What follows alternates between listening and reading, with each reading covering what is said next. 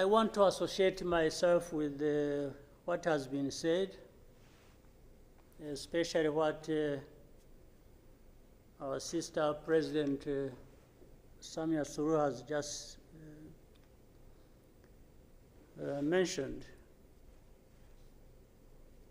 But before that, let me raise a couple of questions maybe to guide us.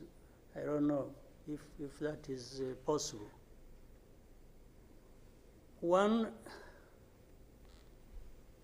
is there anybody among us who did not see this coming? I for one, I saw it coming, to be where we are now. I saw it coming because I did not see who was taking charge of the process, who was listening, who was trying to provide any kind of guidance as to what we should be doing from one thing or one day to another. And by this, I want to also ask, as the East African community, what did we want from the beginning? Or what did we do about that? What are we doing now? And what do we want to do for where we want to go? Because exactly like President Samia has mentioned, if it is talking about problems and defining them, and I think we have been very eloquent. We have talked about all kinds of things. But when do we match what we are saying and what we are doing so that we get to what we want? When do we come to that? I haven't seen it. President, I asked last time in our meeting, the last summit, where is East African community, or does it exist? And exist for what? By the way, even now, the person or the country we are talking about is not represented as we are discussing. And it is supposed to be, the country is supposed to be part of East Africa,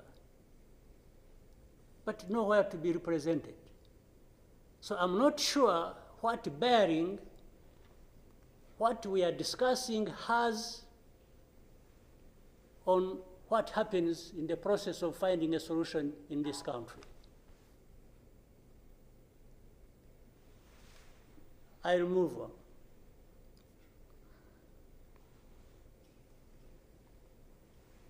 The conflict that was created from the time we had the East African community get involved in trying to help in Congo, and later on when the East African force was trying its best and we are seeing progress, Tshisekedi decided they are not doing what he wanted and went to SADC. SADC agreed they would come and do what he wanted and sent everybody packing.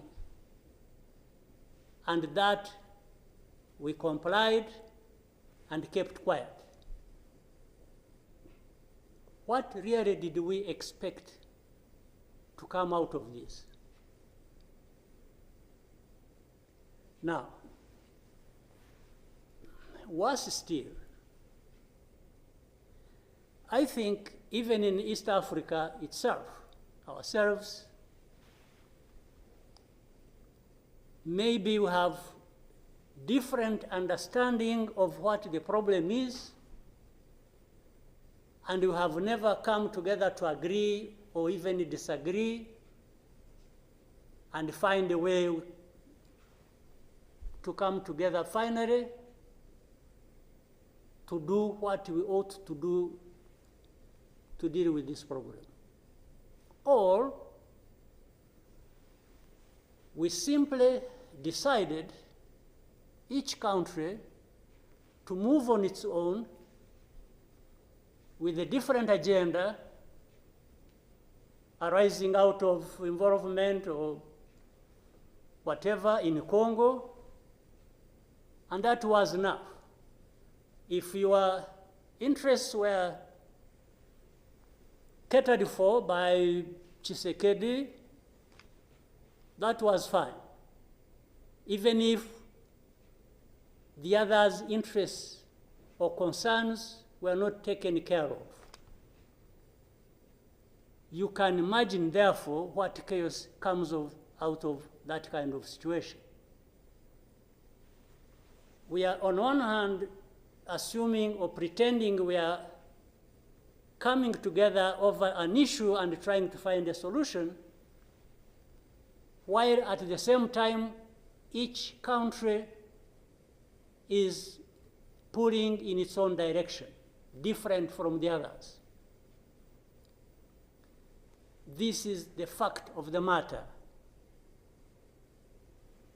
Now, but even if we were doing everything right, all of us,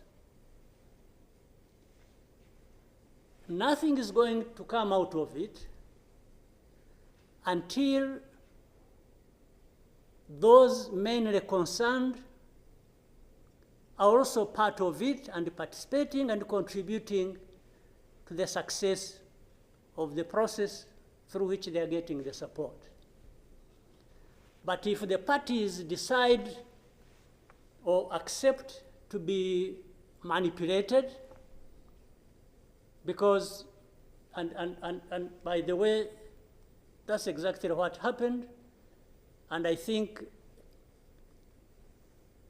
in Congo, there are experts for doing that. They would go to one party and promise them something, and then they would decide to keep quiet about what is obviously going to result into problems like we are seeing now. For the last 2 days, on Monday and today this morning, I spoke with the president of South Africa, who sought me out to speak with me on this matter because of their involvement in Eastern Congo. And he's also there pretending to be playing a peacemaker role, and he has a force that has been fighting alongside FDLR and has been fighting the M23 on the instructions of Tshisekedi, because these are people who are not supposed to be in Congo, that these are from Rwanda, or the M23 are not Rwandans, please. These are Congolese, and one time he accepts it, then another time he says, no, part of it is yes, and then the other part is from Rwanda, and these are He keeps on going. And how do we, leaders of our own countries, accept this to go on forever and just accept that we shall be manipulated by Tshisekedi or whoever is supporting him? And South Africa dares even issue threats about what is likely to happen after that, and so on and so forth. Of course, we will see what threats they are talking about. Maybe they should have done that exactly for which they have been issuing threats. They should have done it to clean up the mess in Eastern Congo or to fight back those who have been trying to clean up the mess. So then you have the whole international community just confused. They talked about Rwanda, they talked about the Nairobi process. Honestly, even here, maybe you will help me understand what all this means. The processes became an end in themselves. And the people leading these processes became more important than the results of the processes. The Nairobi process became a Uhuru process. Then the Rwanda process, it's like you can't say anything that will displease President Lorenzo. Definitely, this does not help deal with such a serious matters as we are faced with today.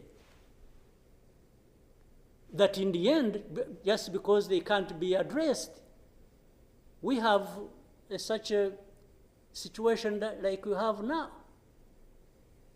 And if anybody, and above all, I don't understand how Tshisekedi keeps thinking that he will resolve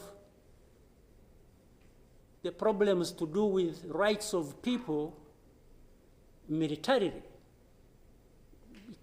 Kill them, shoot them, bring in forces that are ready to help, like especially Burundi. Well, I don't know whether that has been helpful for the last few days or weeks. They have been doing that. So I want us to, Chairman, Your Excellencies, I want us, whatever we are saying and whatever we intend to do, we capture the context rightly and then proceed based on that, and maybe we can get somewhere. But otherwise, if we keep saying good things, saying that, and to each other being nice, and then each one fulfilling their own interests other than others' interests, the common interests we have as East Africans, then I don't see how we are going to contribute effectively to finding a solution.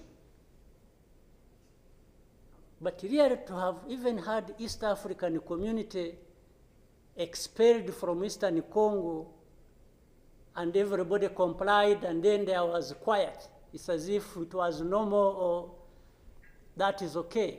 Everything dictated by the country or the person we are trying to help. I didn't understand that. And that's where we are now. That's how we are here, where we are. So let me maybe for now stop here. I would really want to hear advice of others, but I think it's not just a plaything. It's not, it's a serious matter, evidently, because it consumes people's lives. And the other day, 2-3 days ago, we lost people. There was a lot of sharing from Eastern Congo, from Goma, and killed a dozen people and injured hundreds. We will definitely take care of that. There's no question about it. Thank you, Mr. Chairman.